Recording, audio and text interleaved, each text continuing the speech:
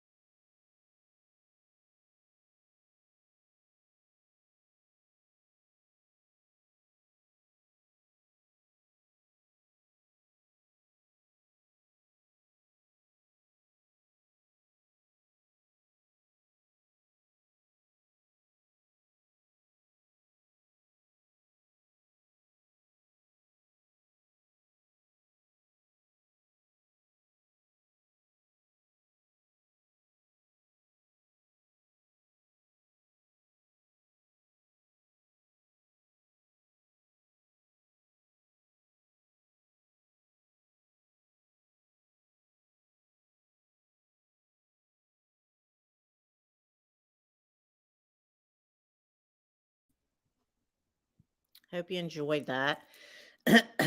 This feels like the right time for that song. So let's see here. Somebody wants to say hello. Gumby wants to say hi and give you a big hug and smile. And then this is from a photo of me. This is my mini me, mini Mindy, Princess Wow. She wanted to say hi. And let's see, I've got my smile jar here. Does everybody have a smile jar that makes you smile? Okay. Baking. I love to bake. If you've never been on my show, I do baking shows from time to time too. Being generous. Being generous makes me smile. Okay. Now, one of my favorite smile quotes is from Mother Teresa. Peace begins with a smile. In the war, wouldn't that be good if they took a smile break? And then maybe drop your guns and smile. Okay, and let's see what else. Someone else wants to say hi too. My little friend. We have the same hair. Well, she's got lavender and blue. I don't know. So she just wanted to say hi. Isn't she pretty? Yeah. And who else here?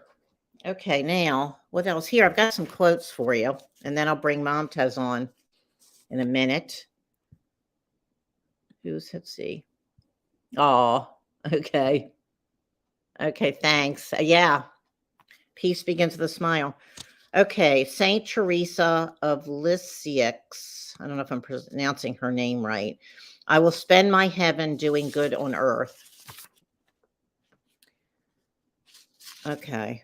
Then we have here Anne Frank, who was hiding. You all know who Anne Frank was, right? She was hiding from the Nazis, her and her family. She was a teenager when they were all killed. And she said, think of all the beauty still left around you and be happy. I love that quote. And then Whoopi Goldberg said, when you're kind to someone in trouble, you hope they'll remember and be kind to someone else, and it'll become like a wildfire. Irma Bombeck said, when humor goes, there goes civilization. I've always loved quotes, so I have to include my quotes on my show. Okay, now there's a book, When Action Follows Heart, 365 Ways to Share Kindness, Susan Spencer. March 19th. Put chocolate chip cookies in your mailbox with a note thanking the postal carrier. And on March 18th, when my husband died, our family let friends know that performing a random act of kindness would be a wonderful way to honor him. Knowing people were doing good deeds on his behalf has helped us cope. Okay, so, and then here's my smile bag. Doesn't everyone have a smile bag? Mini me does. Okay, and let's see what else. Let's see. This is one of my first smile buttons I ever made. May you give and receive many smiles. So this project has been going on since 2005. Well, my dad gave me his last smile. That smile changed my life for the better, and that's how I started this whole Smile Revolution project. And I have a whole album of smile songs, and that I wrote with Roland Musa and some other songwriters, Laura Molitor and Ingrid Helt. And there's a cover song, Smile Concerts, one with Pete Seeger headlining. And then when this pandemic hit, I started doing the Smile Revolution shows to help people smile. I've done way over 100. And then started doing interviews again, which I used to do when I had my Smile Revolution radio show. So that's just a little history with me. And I make hats, and these are my hats. This is a hat I made. And so I love interviewing artists and musicians. And so we've got authors like Momtaz. So I'm going to bring on Momtaz now. Hi. Hi, Lindsay. Hi, it's good to see you in person. Well, and sort of virtually in person. Oh, I see all your photos, and Well, I was just seeing all your friends there. I've got one here as well, actually. I know, I saw that. That's amazing. Actually ends up coming on all my Zoom calls and video recordings and stuff. So just kind of quietly sitting in the back there, but it's always good to have a companion. Yeah. Is that does the person does he have a name? Does it have a name? No, actually, no. It's kind of just like, I mean, I have affectionate names, but no kind of like public names. So Okay, okay. It's just somebody fun sitting next to you. Okay. yeah. Great. I know. It's just I don't know. I just like I've done a lot of children's shows over the years and events, and so I like it's fun. It's Yeah, yeah, the child is still within. It needs to absolutely. come out, and just we're having fun with the colors and it's very joyful what we're doing here. So I'm really happy to connect with you. Yeah, And oh, Karen Landy says she loves the purple. I know. So you know what? It's something people love purple, don't you yeah. think? Well, it's interesting. It's actually not one of the most favorite colors around. I think certain types of people love purple. It's a very sort of spiritual color, and it's also quite a sort of different, strange color. Whereas the blues, people are comfortable with blues mostly. Um, yellows are also a popular color, reds, pinks, but purples are definitely a bit more different. But it's quite nice. Pantone have got sort of purpley shades as their color of the year. I It's sort of know, right. Right. I I think know. that is Yeah. exposing more people to purple, and I think when we see more of it, we will definitely start to love it more. So I think that's a really positive thing to do. But it could be, maybe it's because of I don't know, maybe different countries, like different countries radiate more to different colors. Mm.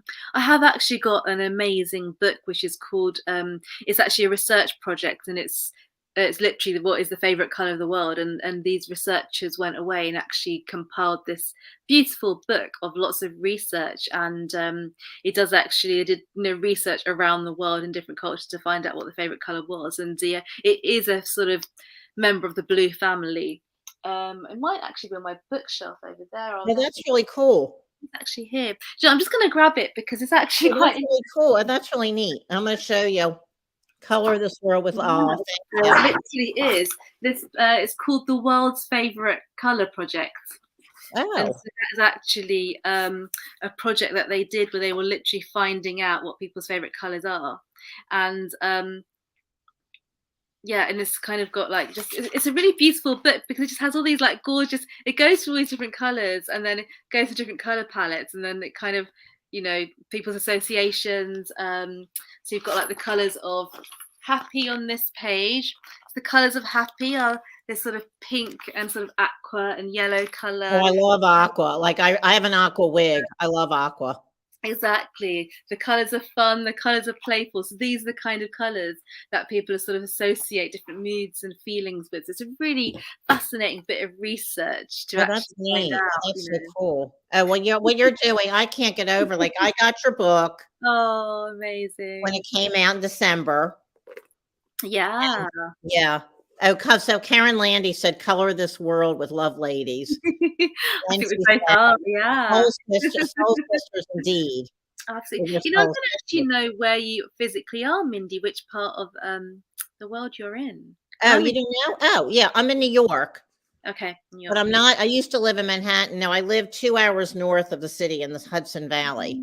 Okay, amazing. So I'm in East London in the UK. So Okay. Oh, you're in East London? Okay. I know Roland here, who I just, wrote that song with. He said, "The child is always within. Color teaches life, and we learn from it to paint life." mm, He's a painter and a musician, yeah. master painter, musician, and a inventor. And I think painting in itself is the most wonderful activity in order to play with colors, learn about colors, and anyone who's quite nervous about color, like say you're nervous about wearing color or whatever it is, playing with paints is just such a nice activity. I really encourage it to everybody to, get that sort of child out and do something creative in paintings. It's a wonderful way to start. And lots of people took up painting, over the sort of lockdown periods and things, and found a lot of Right. joy. No, I've noticed that too. Yes, which is So really yeah. neat. I know that's great. and baking bread. Indeed, Painting. but that's not so colourful unless you There's add no colour to it. color. Yeah, there's no Although color. there's all those, one of the trends I really liked was like these focaccia loaves, which are like these Italian breads, and people were making pictures on them on top of the bread, so you'd get sort of like flowers and trees, and they're Right, using right. herbs and vegetables and fruits to kind of place that on the bread to make these pretty pictures, and I thought they were amazing. Oh, you mean actual pictures on top? They would get a bread. So say you're baking a loaf of bread, but on top, they would lay down like I don't know, like herbs to look like leaves, or like Oh, I see. tomatoes Oh, to look that's neat. flowers, Oh, and wow. sort of peppers to look like the sunshine. And so when you bake the bread, it actually comes out with a really colourful picture on it. It's a Oh, really that I haven't seen. Oh, that sounds Yeah, neat. have a look at it when you step into that. Well, must be to have a few a look on Instagram or Pinterest. You'll just find like beautiful, um, yeah, edible artworks. Really. Oh, okay, cool. Yeah, I didn't know about that. Okay. So, okay, so, I know you have a lot of exciting things going on and, this next weekend, right? Like the Yeah, book, that's his first talk. Yeah, well, you can tell me what's happened. You said it's International Color Day it this is. Well, I mean, tomorrow is week? actually International Day of Happiness, and Monday is Oh, International. right, right, right. So It's what? Monday's International what? Day of Happiness, International Day of Colour, right after each other, Oh, and that I obviously. didn't know. Yeah, my Okay. book is all about color and how color can sort of create happiness. So, I last year when it was International Color Day, I actually did a sort of online festival called Rainbow Fest. I did it on my Instagram live, so I just had these continuous live. Did some workshops, did meditation, did some talks, interviews, and things. And then someone said to me, "Oh, next year you should do it in person." Obviously, last year we couldn't because we were in Right, sort of lockdown. So then this year I was thinking, yeah, I should do it in person. And as you mentioned, my book came out in December, but over here we still couldn't really have an event. There were sort of limits on right. numbers and things. So I was just waiting for a time when the COVID restrictions had been lifted. So pretty much all lifted now in the UK, and then it's International Colour Day. So I thought, well, what a brilliant time to do it. I mean, the book actually came out on the 21st of December, which is the shortest day of the year. So it's a sort of winter solstice here. And so actually this 21st is actually the sort of spring solstice. So there's this lovely sort of change of seasons, and I'm quite I like sort of dates and numbers and the sort of significance and relevance of sort of like things like that. So the fact it's sort of 21st, like I just like these sort of things. So yeah, Oh, that's next week yeah, finally having a book launch. So it's been put off for 3 months, but it's going to be really nice. The actual book launch is called Rainbow Fest. It's going to be a whole sort of day afternoon or sort of like colourful activity. So we'll be celebrating the book, but there's going to be some craft workshops. There's going to be a big dressing up area with sort of colourful clothes to try on, and really sort of colourful feast is going to be served up, and various other colourful just aspects. So just to kind of bring people into this sort of colourful world for a few hours, because obviously that's what the book is all about, and just giving people the opportunity to enjoy some colour, because it isn't just about what people wear. I think it often gets mistaken as color just being, what we're wearing, but there's a lot more to it. So I right. just I hope know. to sort of share the other sides of color. So even the soundtrack, I know you've got your sort of Smile soundtrack, so I've put together a big sort of like color playlist of lots of songs with colors in the title, celebrating rainbows and that sort of thing. So we'll have sort of the visual aspect, we'll have the audio aspect, we'll have this sort of like a sensory experience, really. Just even think of some fragrance, actually, that's what I need to add on. So yeah, we'll make That's sure really that cool. happens That's I wish I was over there. Oh god, I would love to too. go to that. But you're not gonna have it filmed virtually, or are you gonna, like, do I a won't Facebook be Live? doing anything like that, no. No, it'll all be live. Yeah, that's There great. will No, be some people videoing bits, I think. no, so So I'm sure people have yeah, bits. You'll have it on on the Instagram. I'll Yeah. share some Oh, things. that's really cool. Okay, so on your book, you've got the forewords by Sue Kreitzman, Yeah. Karen author, founder of Where You're Happy. I never heard of her before. Yeah, so Where You're Happy is a bit of a movement in the UK as well, which is headed up by Karen Arthur. And so she's got a whole sort of philosophy around, it's not so much about wearing colorful I clothing, know, but right. wearing items that actually uplift you, make you happy. So it kind of started her story is that I think it was a great aunt passed away, and she actually was going through quite a depressive period at the time, and she wore a skirt that used to belong to her aunt, and realized that this skirt had so many memories, and it connected her to her aunt, that she realized that actually wearing clothes that make you feel happy can completely transform your life. So I thought it'd be lovely to get her into the book as well, because I just thought, that is such a, the book is about happiness and positivity. So this idea of actually whatever you wear, whatever day of the week, whatever the occasion, whatever it is, like, is it actually making you feel happy? And if Right, it right. is, then that's the right thing. And if it's not, like if you're wearing a top that's bringing you down, I mean, don't wear it. There's just no need. Take it to the thrift shop or the Exactly. consignment Someone else will find shop. joy I in it, no enjoy it, right, but not doubt. you, right. Mm, So that's really neat. Now I never heard about her. Is she mm. in London? Is she in Yeah, Europe? absolutely. She is in London. Yeah, she'll be Okay, so yeah. she'll be at the launch as well. I think Karen and Sue are both gonna be at the launch, so that'll be really nice to sort of, hear from them. They wrote the forwards for the book. So I've I got know, 2 that's forwards. great. Yeah. Normally you get a book and one person writes the forward, but I thought it's special. We have 2 people Oh, writing. it's wonder I love it. No, I love it. And when Rowan said, we hippies in the '60s and '70s Mm. had rainbow festivals. I mean, wouldn't it be wonderful to time travel back to see some of that action? So I've kind of taken this Rainbow Fest idea Mhm. and calling my event that as well. But no, I love it, and I love. It's lovely to hear people's memories of color as well, because I feel like there were periods which were more colorful than there have been, and I feel like generally color has been diluted a bit out of people's lives. So Definitely. No, I agree. experience, sort of like the fashion in the 60s and 70s and even up to the 80s were just so much more colorful, but you kind of got to 90s and 2000s and you just don't have that same aesthetic. So I was still into bright colors, but people thought I was like yeah.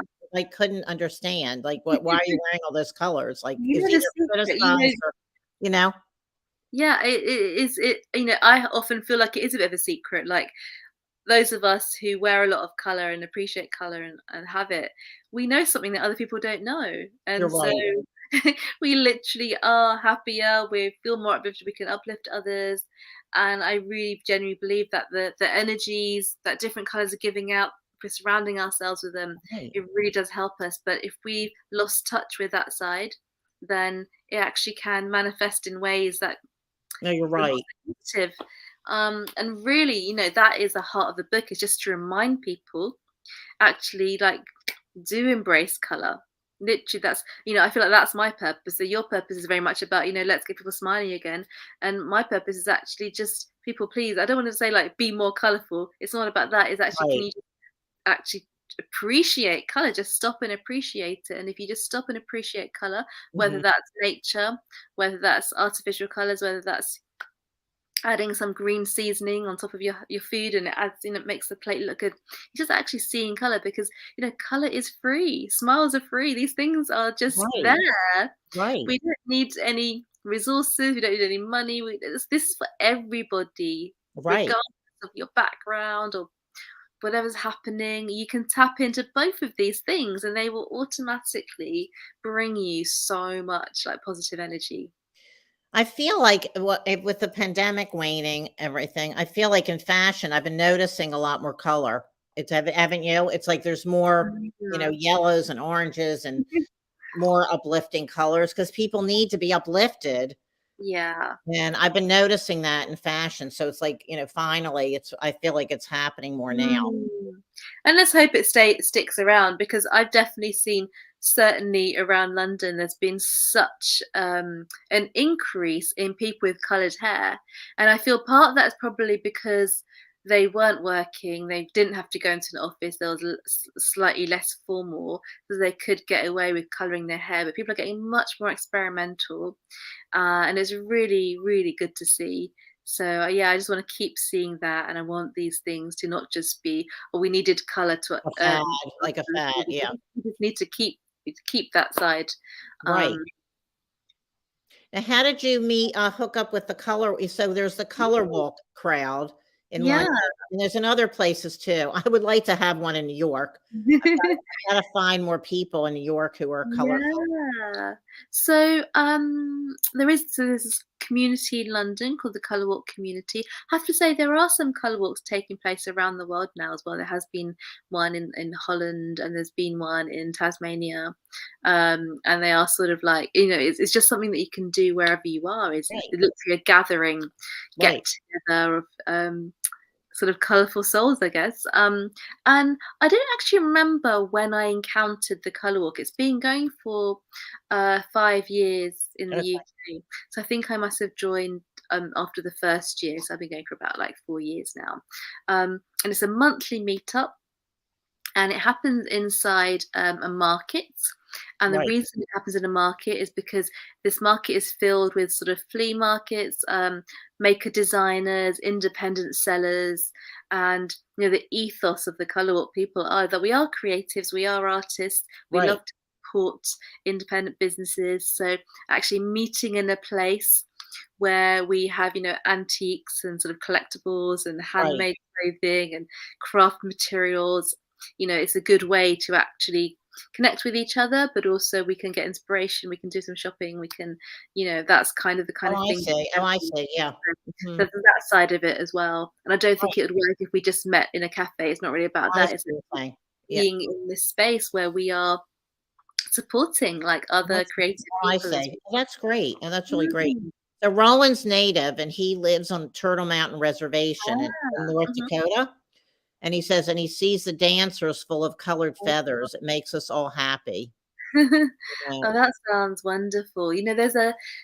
There's only so much I could put in my book because, there was a page limit, and I had a lot more that I had to cut down in order to fit into this 144 pages. And it could have been a lot bigger, but I Oh, really oh, wanted I to touch see. on. I wanted to touch on international culture and the different ways that color is perceived around the world. It's only on a few pages because that's all I could fit in. But I love that. I love the way that color is inherent in so many different cultures. It Right, just plays this role. Like you mentioned the colored feathers there, and it's like absolutely, like there's just incredible um when you start looking, for example, like indigenous costumes and outfits from a lot around of them are the very world. colorful. Incredible, like the handiwork that goes into them, the colors, the materials, whether it's feathers or an embroidery technique or Right. patchwork or beading. And it's Mhm. color is at the heart of so many sort of cultural dress, and it's just such a wonderful thing. And but if you sort of stick to a high street, or you're sort of like the average online shopping places, you get fed what we're being shown on sort of western catwalks, and then these get taken away into high street, sort of ripping them off, and then everyone dresses the same because we're all doing Right. the same things. And I'm sure like you and me and a lot of people we do shop in like secondhand and thrift stores and that sort of Yeah. thing. In terms of the average population and the average sort of people, Right. unless you're making the effort to go to markets, to go to secondhand stores, um, what you're faced with is not as exciting as when you start looking into other cultural clothing. Or like if you, like for example in New York, like if you go to I know there's sort of like an African market, and if you go to like the Indian areas or the Chinese areas or Chinatown, and you can actually get fabrics and you can get just different accessories. And Right. I think as long as I know that cultural appropriation is a very big topic these days to discuss. Is it right to wear things from other cultures? But I'm a firm believer is that yes. I mean, Oh, I don't know about that. I never heard about that. yeah, as long as we sort of share. So if you're going to wear an African print fabric, then just be aware: is it from Nigeria? Is it from Ghana? Is it Oh, from I see. I didn't Ethiopia? know about that. Be able to know, yeah, because actually, um, if you're sort of like making money on someone else's culture, it's not a great thing, because you're kind of like, if you sort of went to Mexico and you really liked to print and you brought it back to the UK or America and you made printed dresses in that print, you've actually sort of like disrespecting their culture. But if you take that and then you actually talk about it, this is inspired by this Oh, I particular see. region, Uh-huh. then Uh-huh. that's where you're giving it respect, and that's where you're sort of actually sharing. And I think promoting more of that as well. And people do experiment with different cultural clothing, but just be aware of where it's from, and let's kind of talk about that and be proud of the fact, hey, I'm actually wearing this like Indian dress before, and this has got this particular type of embroidery from this particular region. And then you're actually educating other people about different forms of fashion as well. It's a really exciting one. I think dressing up, getting ready in the morning, choosing your outfit is just such an exciting part of life. It's just this thing that is like, we all have to do it. And why not just not, it's not just to keep us warm or, for modesty or whatever. It's actually, it's an enjoyable thing to do. It's just, Well, I for me, love getting dressed for me is just creating art. it. It's like it's just another art expression of art, creativity to me. And for Definitely. you, I know it is too, right? But to Yeah. most people, I don't think it is. Yeah. Yeah. So, yeah, I know. So, I just wanted to ask you a little bit. Okay, so have you always been? I think I read that you've always been into Mm. color since you were little. Yeah, I mean, there is no turning point or nothing significant happened in my life where I suddenly became colourful. Literally, I just, I mean, as a child, it's easier anyway. All your clothes are colourful. It's just the way it goes. Oh, So that's true, you're going right? to go into a kid shop Style, and yeah. everything's navy. You're literally going to be like wearing colourful clothes. But I just don't think I ever like saw that anything else, like it was just normal, and it was always just very, very drawn to it. I've always been a crafter, so I've always made things, and I've Okay. always loved and as a kid I used to spend a lot of hours like designing my own fashion magazines and building things or making things and handmade presents and handmade cards. And I think when you're quite creative and crafty, you get exposed to a lot more colors anyway than the average person because you're basically playing with paint, you're playing with crayons, you're playing with glitters, you're playing with stickers, and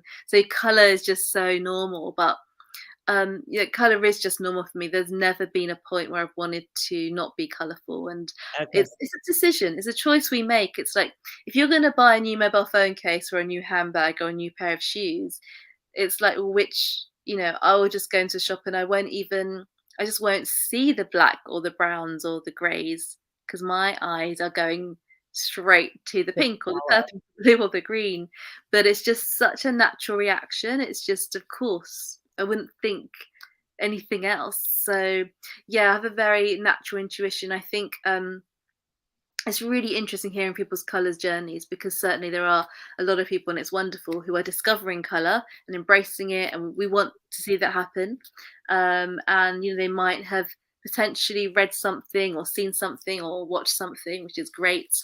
Instagram, especially, it's a visual medium, and that's inspired a lot of people to get colourful. But for me, it's just literally the sort of normalness of literally being born into like colourful living. And I suspect it Oh, sounds like you're interesting. similar to Oh, you as that's well. interesting. Yeah. So, okay, so you before, you were a journalist, Ooh. right? Yes, but when I started my journalism career, it was working in craft magazines. So those magazines that show you how to make things. Like, Oh, okay. so actually, I started out in children's magazines. So I used to do sort of designing children's craft projects and sort of writing up the instructions. And then I moved on to adults craft magazines. So that Oh, was really fun. It was quite colourful based. So every month we had a different colour scheme and we'd create the crafts, whether they were lampshades or cushion covers or wall hangings or gifts and things, jewellery. We would sort of set the color schemes and we would like design these projects and things. So that's where I kind of started. And then I basically moved into more sort of lifestyle journalism. So I did a lot of travel writing, did work on a wedding magazine, I've done beauty, fashion, all those sorts of areas. But color, as I say, was just the norm. So everything, I was just always colourful. Doing all these things, I was always being colourful.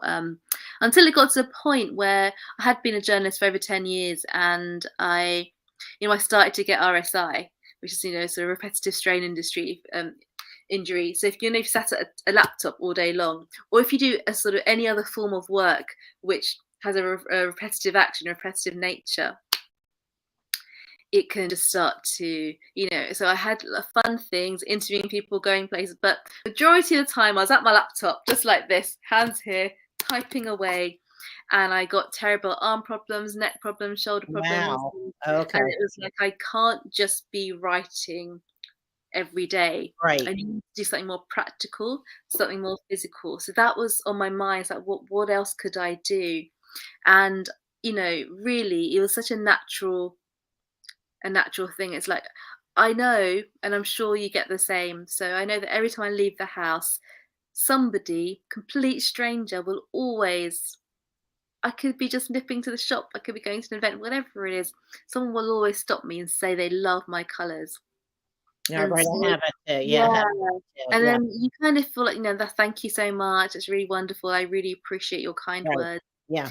But then I just started to think, is there more to this? Like, I could just be making people happy when I go out in the streets and they could like say, they love my colours and I've Right. made their day because they often say to me.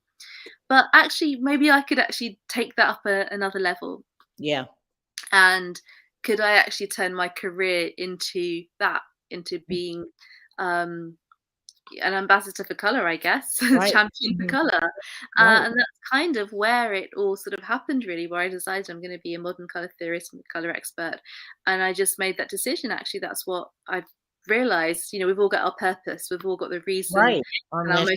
Yeah. motivation. And I Right. realized, well, color is what I was meant to do. So Mhm. I just made a natural transition. Obviously, with my journalism background, that really helped me write a book because I knew how to write and I knew how to Right. contact people and Uh-huh. do the research and stuff. So in some ways, I've got this book about color, and it's combining my color and my. But with the other things I'm doing is I'm running workshops, courses, working with brands, color consulting. So and I'm still finding ways of what can I do with the color. One day I'd like to bring out a product range. I want to do a lot more work around color therapy. I train as a color therapist. So for me right now, it's a long term. Right. It's a long term. We're talking about the next many, many years to come. So I'm not in a rush to Right. do everything now. I'm just Right. very much sort of taking this color journey and shaping it No, it's because exciting. It's yeah, really neat. it's not based on anyone else's career either. So it's like if you want to be a famous singer or actor or musician, like you might have in your head someone whose career path Right. That you've like made up is your own career. similar. Right. Yeah. This is like your So own for me, extension. it's not like there's a number one color expert in the world that I'm thinking, oh, I want to be the next one. I'm Mhm. literally like, Right. I'm just gonna create this journey, Right. whatever it's gonna be like, and just see what happens. No, it's great. It's really cool. I love it. It's so great. And Yeah. Roland said something else. Okay. When Richie Havens, he opened up Woodstock 69 in Hmm. New York, Bethel Woods. Yeah. When he was flying to Woodstock to perform, they Oh, saw a beautiful colored field and they were shocked it was people, not flowers. amazing. That's incredible. What an And that incredible sight.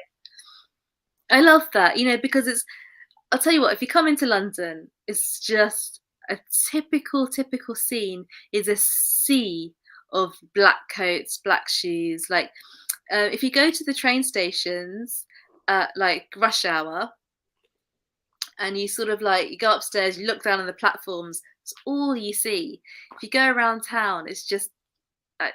horrendous, See, I really. know New York is like that too. That's why when I moved to New York in the 90s, I was like everything was black. And I just started wearing an aqua wig and like rainbow colors head to toe, a bright orange coat, and like it got me on Yeah, TV and all kinds of press. And that's amazing. how I did. I couldn't stand all the black. And it was Yeah. like I could feel like you, like when I put color on it, it was uplifting. Exactly, but I love that. I think, I once went to Lithuania, which is in an Eastern European country, and I remember I saw a scene I'd never seen in my life. So it was a very rainy day, and I remember looking around, and the scene I saw was I saw a scene of everybody just in a sort of like town square, like where the markets were and stuff. They all had a different coloured umbrella, and it was the most amazing Oh sight wow. Oh, to that's see cool. this whole thing. And it was just this natural thing, but I guess they sell a lot of colourful umbrellas, and maybe people always choose, colourful umbrellas because over here I've never seen that. The UK gets an impressive amount of rain, and Right. it's mostly black umbrellas, and I Black just love umbrellas. Yeah. seeing that scene of people choosing colourful umbrellas. And that's that thing about decisions. It's making decisions about things. It's like, are you going to get the colourful thing, whether it's a mug or an umbrella or a bag, or are you going to get the ordinary one? Right. The safe And it. Because a lot of I think a lot of people I've heard, they're afraid of color. there's like a fear, I don't know why, of like bright, right? Have you heard that? It's a fear. So Mm, everybody, and a lot of yeah, people don't like to stand out. yes. But you and I don't have that problem. We don't But have that here, no, not at all. I don't want to blend in, no intention to. right. I do understand that, and I do You know what understand I'm saying? that if you're Yeah. wearing navy and majority of people around you wearing navy, you won't stand out and you don't want to stand out, you don't want people to talk A to you, lot you of people are afraid of standing out. I understand that, but I think the flip side of that is that you are missing out on the benefits of color because you don't realize that actually if you introduce a bit of red, a bit of orange juice, a bit of pink, it's gonna just make you feel so good. Yeah. And I you think it's just starting to happen. yeah, I feel like more people are wearing pink and the more yeah, people starting to they grasp should. But the it's just color. this thing of like I wish people didn't feel so self-conscious about being seen because Right, we should we should all be seen. Like you right, sound right. right. Like we are individuals, and it's not just about some people getting attention and others not. So I encourage people always um, to try and step out of that. It's a comfort zone thing, and it's something culturally your whole life you may have wanted to be in the background, been in the background, and that's Right, well, you just try it. Try and see what it's right. like, and And even yeah. with hats, it's like with hats, a lot of Yeah. people, because I've made hats for a long time and sold hats to people, and a lot of people are afraid of like, wearing a hat. I've Mm. had that with the hats too over the Yeah. years. A lot of people, they don't want to stand out. My hats are all a piece Mm. of art and like, unique and everything. So Yeah. it's the same kind of thing. Yeah. But If actually, people I wear wanted a to, hat, you know, they'll get compliments, what? because, it's like as soon as somebody wears a hat, they will get compliments. They will Right, get people saying, "You look amazing." right. But it doesn't mean they'll wear it or they'll wear it. But they Yeah. still compliment you. So, and then Mm. the other thing is that Roland, we were with this Indian chief once, Mm. and he said to me, his mother always told him to wear bright colors because it makes people happy. Yes.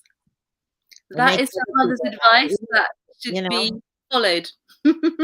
Excellent mother's advice. Yes, 100%. She understood. She knew. Well, a lot of natives do Mm. in their culture with all the, and the Yeah. dance, and their rain dance and all the dances that they do. They all do dress in color. But she was saying it does make people happy, which it does, as you know. Exactly, and that's why it's the subtitle of my book, Finding Happiness in Color. Right. It's the way. Like I Yeah, genuinely think that it will absolutely just make life more uplifting, more exactly. satisfying. Um, and it's just like find your way. Like find your way. Is it that you want to have a colourful home? Is it that you want to dress colourfully? Is it that you want a colourful car? It doesn't need to be everything, but Right, once it doesn't have to be right, exactly. I have some photos of you mm, on Instagram I'm gonna show really quick, okay? yeah. So I'll take us off for a second here. Mhm. Okay.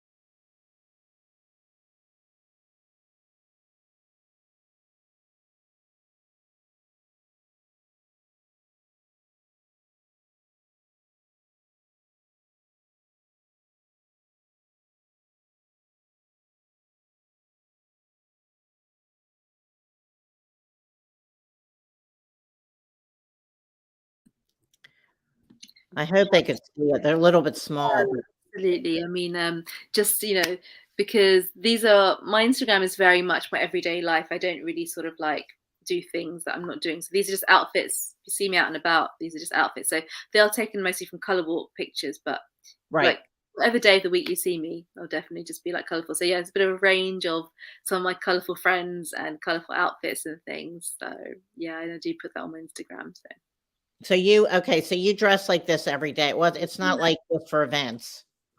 Right, no, it's I think people do ask me that as well. They do say to me, "Oh, are you just dressed like this for this?" I'm just like, "No, like it's just I this wouldn't is even you. have the alternative in my wardrobe if I wanted to go out. Don't I don't buy anything navy. There's no black in my wardrobe. There's no browns even. Yeah, well, Sue Kreitzman, she says, something about gray. Like, what did she say about don't wear beige, it'll kill you. Yeah, I think precisely. that's It's funny. just I know. it's just so ordinary. Right. You I mean, know, I I do have some black. I have to admit, I Mhm. do wear some black, but black looks good with the purple hair, and I do 100%. It's accessorize it with some different colors. exactly. And I think, something like black and white, they're incredible because they really do add balance to the different colors and Yeah, things. and I And do, and I have white too. Yeah. purple and black, red and black, yellow and black, these colors look amazing together. I personally don't. I mean, Yeah. I've actually got a massive obsession with Batman, so I do have a few things which are like a black bat and a yellow like logo. Like I've actually got a Batman cardigan which has like more black in it than my other things. But Okay. me personally, I don't want it. But at the same time, like I say to everybody, if you have a bit of every color in your life, you'll get the full balance. That's how you will experience all the different emotions and benefits and moods associated with color. If you cut out any colors, you're missing out. So in some respects, because I don't have black and white and grey and brown, I am missing out on those colors, and it probably is impacting me in some ways. But I, personally, I'm not at the right stage. I wouldn't rule it out. I'm not saying I'm going to be like this for the rest of my life. I may well, in a different phase, be really drawn to those colors. And I think the thing with favorite Right. colors is it's Yeah. never the same. Your favorite color is not the same for your entire life. It will change. And this is to do with the different colors and the color energies we need at different points in our life. So I look forward to a time where I might enjoy wearing some of these other colors. But for now, I'm rainbow brights. Like I love them. No, it's great. It's great. I just want to show Mm. if from your book, do you know Jama Elmi? He was Yeah, on my show with yeah, Richard Cable yeah. and Sophie Koshala. Yeah, So this absolutely. is They're in the in book. there. I don't know if they can see. If they saw my show, wait a minute. There's Yeah, Anne Sophie. I don't know the other people. You do. There's yeah. So Jama. this is more Jama. about our walk friends who are all Yeah. colourful, and just wonderful, wonderful people. I know that Anne Sophie and Jam are both coming to my book launch next week, so I'm looking forward to seeing what they're wearing to that Oh, as well. good. Yeah. Oh, Yeah. yeah. They're amazing. I know. There's so many amazing people over there in And London. Richard's going to come too, so we will have a little bit of a gathering. Oh, good. Um, but Richard took quite a few photos. So in terms of the book, it's all color photography. There's no illustrations. It's all color photography, and I was able to bring in some of my sort of friends here who take amazing, colorful photos to Right. actually contribute some of the photos to the book. So there's all sorts of, and the book is split into different sections. So there is a section about home and fashion. There's a section about travel. Right. There's a section particularly about rainbows in particular. There's actually a section on sort of color in the future. So I've kind of split color into different categories. But this isn't a book which has any color wheels in, because most books about color will have a color wheel. Right. They're telling you this color's primary, secondary, whatever. Right. And complimentary and all that. Yeah, Right. and for me, I didn't want to do that because that already exists. This is not that. This is a whole different sort of way of approaching colour. It's a bit of my own colour philosophies are in there, my own thoughts and ideas about colours. So when I first started writing the book, people were like, "Oh, is it?" And they still think that. Some of my close friends still think I've written a book because if they've not seen it, they think this is a book that says to you, "Oh, you should wear blue and team it with green because it looks good on your skin tone." This is Right. a lot of work that a lot of wardrobe specialists do, a lot of Right. color. Right. A lot of fashion consult. Yeah. Right. Yeah. But I personally don't adhere to these kind of rules about saying that certain colors match certain people or Right. match skin Right. tones. I Or never have done that either. I know. Right. I don't prescribe to that, so I don't ever give that kind of information out Right. unless it's very specific if someone's asking me. But I actually believe that all of us have some intuition, and our intuition guides us to the colors. So your favorite color and my favorite color are probably two completely different colors, but we haven't read in the magazine that this color is in or this color's on trend. But we Uh-huh. have naturally got to know ourselves. We've spent time and we've understood that, what, I love aqua. Aqua is the one that makes me like, really happy. So that's my favorite color. And so it's actually more about encouraging the individual connection with color than saying, if a book, and they do exist, says, because I've been listening to because I listen to a lot of like everything about color I consume. I listen to a lot of podcasts about colour, and I think I've listened to 3 podcasts about colour that have said never paint your bedroom yellow because yellow's not a good colour for sleep. And my bedroom is yellow and I love it. And I'm about to apply more yellow paint. So it's like you get these rules, but they're Right, not right. necessarily right for you. Take everything with a pinch of salt. I've never subscribed to any of those rules Yeah. either. It's like whatever I like, I go with. So Exactly. anyway, so we gotta wrap this up here, but, Yes. Mhm. where we can find your book. Well, I got your book on Amazon. Yeah, absolutely. I mean, so yeah, here it is. Hello Rainbow, Finding Happiness in Colour. It is available in online and bookshops globally, actually. So you can pretty much get it anywhere. Definitely in the States, definitely in the Oh, UK. is it in Barnes& and Noble?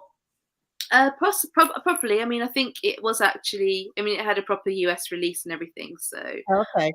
So Oh, yeah. great. Okay, great. Well, I posted, your Instagram and your website too. No, absolutely. I love to know how people find it because it is a bit. It's not quite what you expect about color.